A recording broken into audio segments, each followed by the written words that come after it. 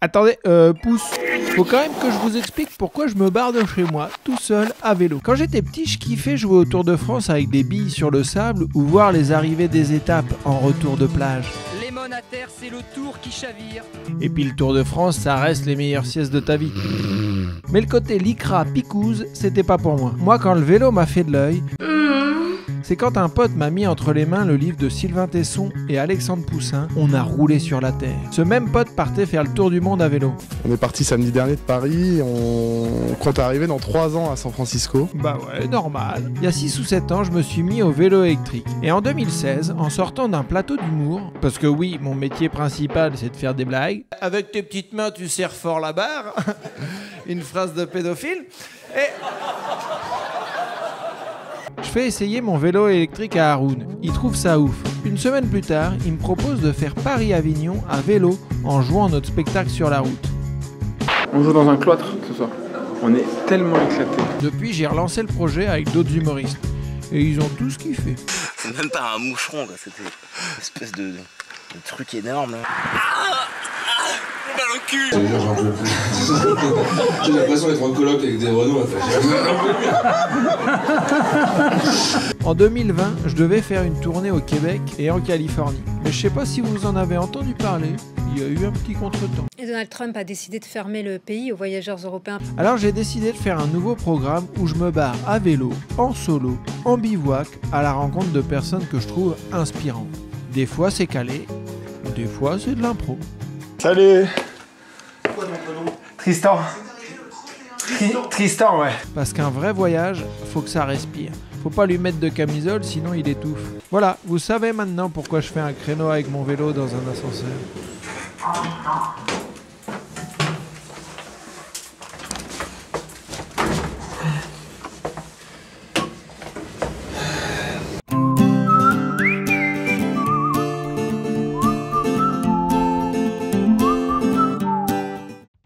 Pour ma première journée, direction le nord-ouest.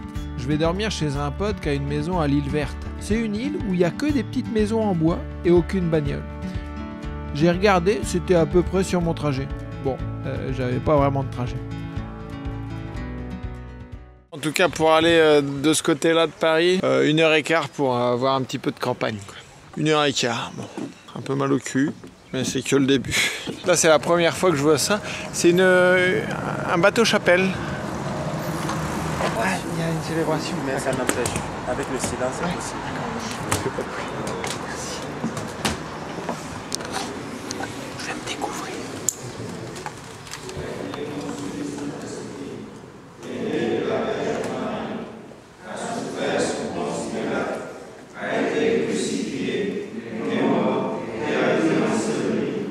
Bon, l'île est en face là, il faut que je trouve le bac.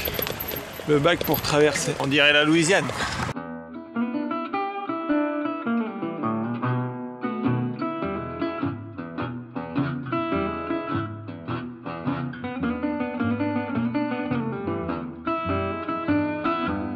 Dans cette île, il y a des maisons en bois sur pilotis, il y en a de toutes les couleurs, des bleus, des marrons, des verts, des jaunes. Et là, on a fait une petite découverte chez Magali. Je vous emmène chez Magali. On arrive dans le musée. Je sais pas où elle est. On est devenus potes. Hein. On peut faire le tour, ouais? Tout le tour. Ok, impeccable.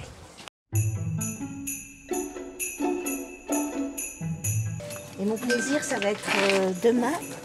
On est dimanche? Ouais. Mais aujourd'hui, demain, de faire le tour des poubelles parce que les gens qui sont venus, ils ont fait des grands rangements, ils ont jeté plein de trésors. Je ramasse et je verrai après ce que je peux faire. Hop. Et là, tu te poses avec un bouquin, t'es bien. Et là, la terrasse, c'est juste une extension. Au départ, c'est un mobil-home qui a été réaménagé. Et quand est-ce que vous allez vous dire stop, il y en a assez là? J'ai bien peur que jamais. Quand Daniel craquera, je ferai un peu de vide, mais pour l'instant, il tient. Donc c'est lui qui bricole, Ouais. et c'est vous qui avez les idées? Dans beaucoup de patelins, il y a l'artiste du village qui fait de la déco avec des capsules ou des canettes. Marrant, mais t'as pas forcément envie de squatter chez lui. Là, j'avais clairement envie de passer du temps chez Mag. Ouais, je l'appelle Mag. Elle m'a même proposé sa chambre d'amis. J'ai refusé parce que je suis pas un garçon facile. Et puis surtout, fallait que j'apprivoise mon nouveau chez moi. On est combien en chrono là? 14 minutes pour la première. Ouais, c'est pas trop mal, pas trop mal. Et voilà. Impeccable, ça va être bien.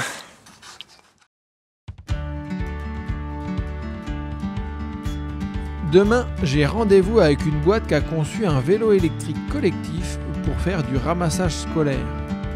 Mais aujourd'hui, rien de prévu. Alors je prends le temps d'essayer mon nouveau jouet. Ouais, j'ai acheté un drone pour faire de belles images. Je l'ai acheté sur le Bon Coin à un couple qui est allé en Turquie à pied depuis Paris. Ouais, là c'est eux. Quand tu crois que tu pars à l'aventure parce que tu as bivouaqué pendant 4 jours en Normandie, croiser ces gens-là, ça te permet de redescendre un peu sur terre. Toujours est-il que je teste la bête. Et le drone peut me précéder ou me suivre. Comme cet enfant, a priori. Allez, salut à toi, jolie petite île sans voiture, située ironiquement en face de l'usine Renault de Flins. Je me casse. Et comme j'ai le temps, direction Giverny.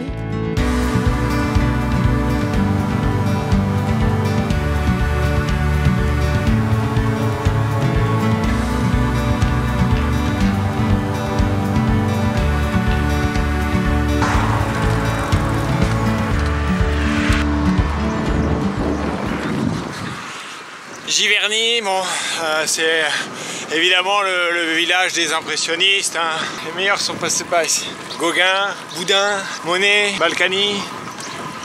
Les meilleurs, quoi. Alors là, comme on est en post-Covid, je crois que ça va vraiment me frustrer d'avoir aucun bar et resto d'ouvert, quoi. Pas un petit PMU, rien. Ça va être dur, ça, pour le voyage, ça peut gâcher le voyage un peu. On va aller voir chez Patoche. Je sais que Patrick et Isabelle ont une petite maison secondaire à Giverny, dans le moulin de Giverny. Donc j'ai tapé moulin de Giverny sur mon GPS et regardez où ça m'a amené.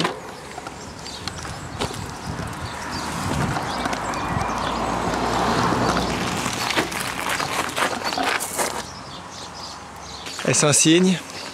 Je crois. Bon, je repars de Giverny un petit peu déçu. Je voulais aller demander le gîte et le couvert chez Patrick et Isabelle. Je pense que j'aurais pu me reposer tranquillement. C'est quand, après une journée de vélo ou quelques jours en prison, ça peut être un endroit agréable pour se retrouver. Faut pas que je rentre chez moi, mais faut que j'avance parce qu'il me reste 60 bornes avant mon rendez-vous de demain matin.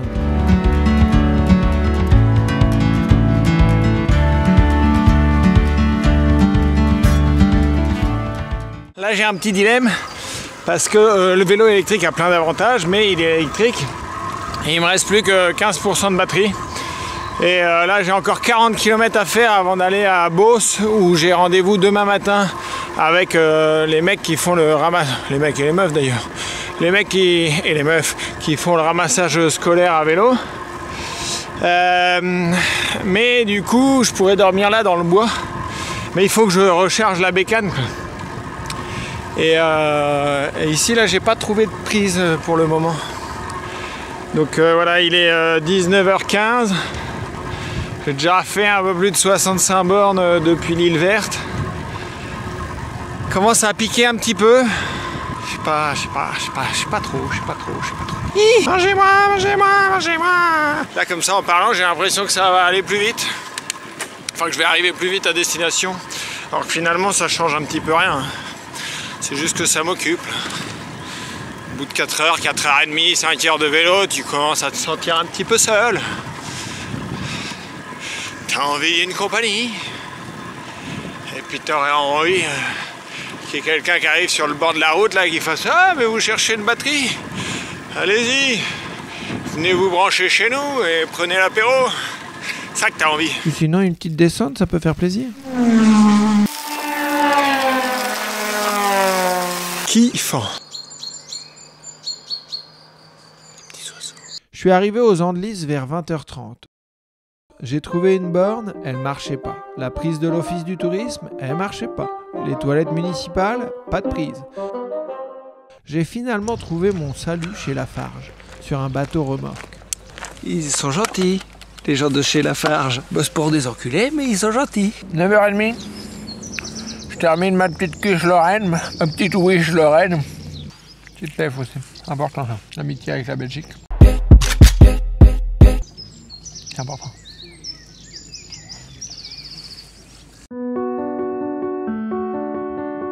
Après cette halte, j'ai refait encore une dizaine de kilomètres. J'étais tout seul sur la route, il faisait frais. À 23h, je pouvais quasiment regarder le soleil dans les yeux. J'étais bien, putain.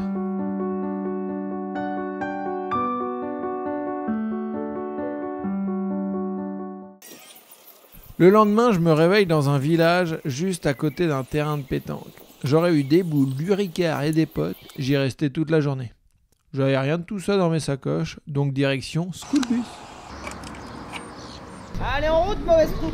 Bonjour. C'est une entreprise de ramassage scolaire collectif. Ok, on est parti. À vélo électrique. Mais bon, ils sont là, je me suis déplacé, donc autant qu'ils vous expliquent. Alors voilà notre mécano. Ah ouais, c'est professionnel ça. Donc il y a C'est combien ça. de places? 10? Il y a 9 places, y compris celle du conducteur. Ok. Donc les places, en fait, quand on est à l'arrière, c'est pour les plus grands. Plus on se rapproche du conducteur, plus ce sont des places qui sont adaptées aux plus petits. C'est les pour avoir Dalton, une- quoi. C'est ça, exactement. Ok. Puis après, tout le monde pédale et ça entraîne le véhicule. Et donc c'est indépendant, c'est-à-dire Ouais. que... C'est pas comme sur les Ouais. Rosalie qu'on trouve Ouais, à la ouais, plage. ok. Alors là, on est vraiment sur la Ferrari de la Rosalie. Donc, tous les pédaliers sont Donc s'il y a un gamin qui est fainéant, il pédale peut pas, ne pas pédaler, et il se fait engueuler par les autres ou quoi? Exactement. Il y a plein de bienfaits. J'aime bien être avec mes copains, pédaler parce que ça nous réchauffe. J'aime bien les conducteurs parce qu'ils nous font des blagues. Les enfants, ils deviennent autonomes parce qu'on va les chercher devant chez eux. Et puis ils sont super contents de partir en Schoolbus. Pour elle, ça lui a changé son état d'esprit, elle est beaucoup plus autonome, on va dire. Donc le matin, ils ont tellement hâte de prendre le schoolbus qu'ils se préparent tout seuls, ils se lèvent tout seuls. Un gamin qui va à l'école en schoolbus, il est de meilleure humeur que... Ah bah ça, on a des études qu'on a fait auprès des enfants et des parents, sans conteste, je crois que c'est 70% leur moyen de transport préféré pour aller à l'école. Et toi, Eve? Je suis un peu tranquille dans ma vie. Et il y a 84% des familles dont les enfants utilisent le service schoolbus, qui ont changé leurs moyens de déplacement pour les trajets quotidiens, aller chercher le pain, etc., vers plus d'engins à roues à roulettes, de marche. Ouais, ok. Ils évitent Donc un peu ça- plus ça de a fait prendre la son voiture. chemin, quoi. Ouais, l'idée fait son chemin. C'est un véhicule qui est sympathique, tous les enfants qui sont dessus, ils ont toujours le sourire, ils rigolent. J'aime bien être sur Schoolbus parce que des fois être dans la voiture, ça nous fait un petit peu triste sans avoir nos copains. Putain, c'était trop bien. Super projet, super équipe. Sinon, pour ceux qui se posent la question, s'il pleut, oui, on peut mettre un toit. Ça a été conçu en Normandie, hein. On n'est pas trop con non plus, on sait ce qu'on a au-dessus de notre tête. Si t'es maire d'une ville, tu veux que les gamins aillent à l'école avec la banane, appelle Schoolbus. Moi, je continue mon chemin vers Rouen, chemin bucolique. Je vais me faire péter la panse avec une de mes madeleines de Proust d'étudiant de quand je vivais ici. Le meilleur kebab de France, le Top Capi.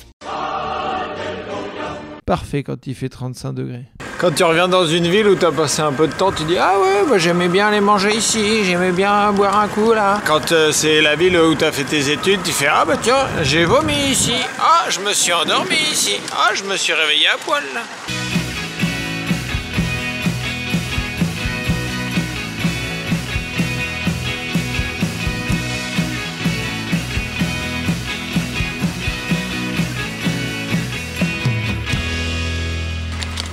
La bouille. Putain, c'est hyper mignon. C'est 3 rues, mais c'est très très mignon. Ouh, je vais peut-être boire un coup ici, moi. Bonjour. Il y a Laurent. Et je lui ai dit, bah, je sais pas où je dors. Il m'a dit, ah bah, viens chez moi. J'ai un jardin, tu poses ta tente.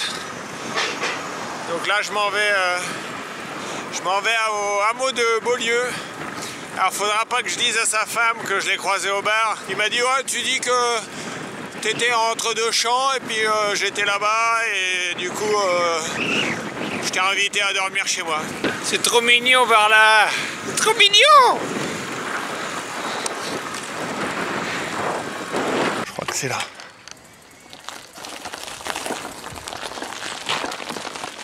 Salut. Quoi ton prénom? Tristan. Tristan, ouais. Tu peux poser ta toile si tu veux. Ouais, bah là c'est parfait ici. Et puis si tu veux te prendre une petite douche. Non, pas de problème, je fais ma petite vie ici, là, impeccable. Mais tu vas manger avec nous quand même. Ah bah je sais pas, je veux pas Tu gêner, des ribs, t'aimes ça, ouais? Ouais, On fait un petit barbecue. Tu ramènes du vin rouge, Malo?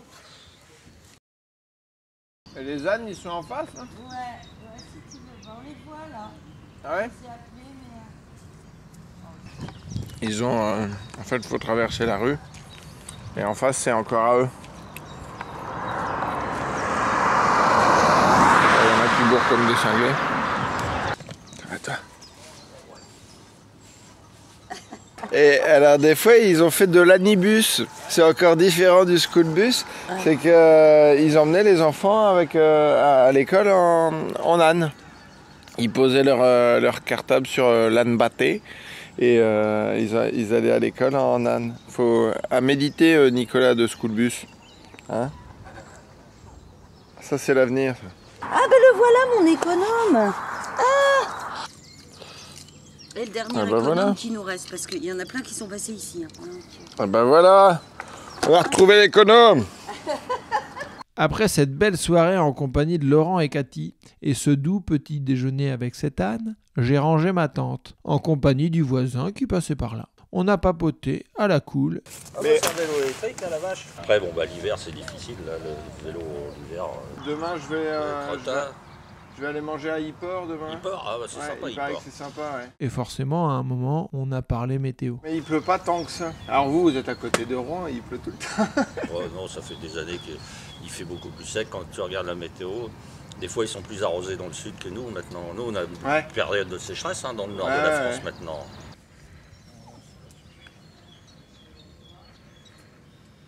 Bon.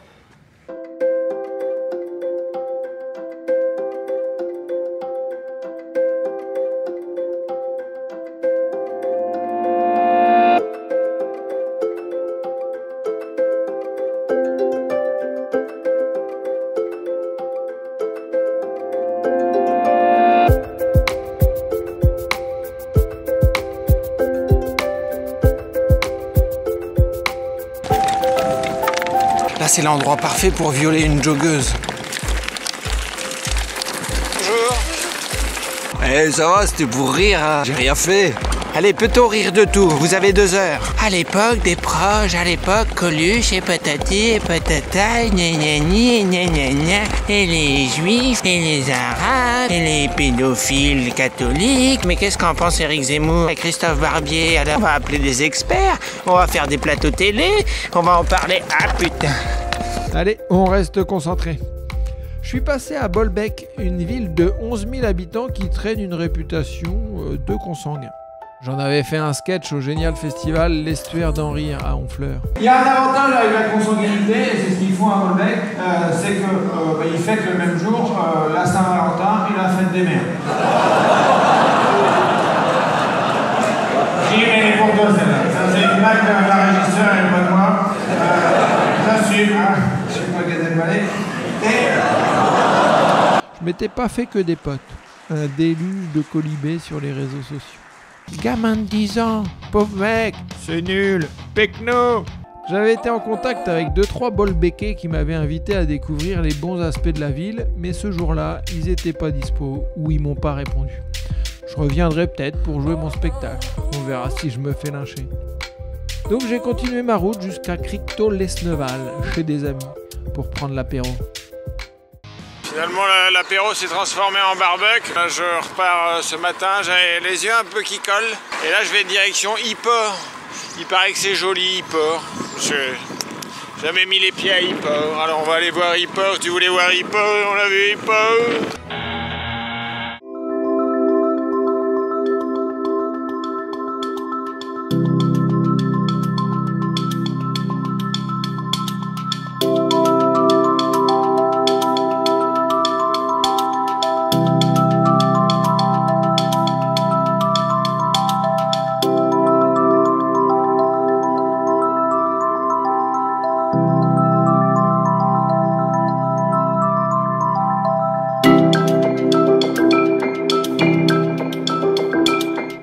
c'était la dernière journée de cette virée.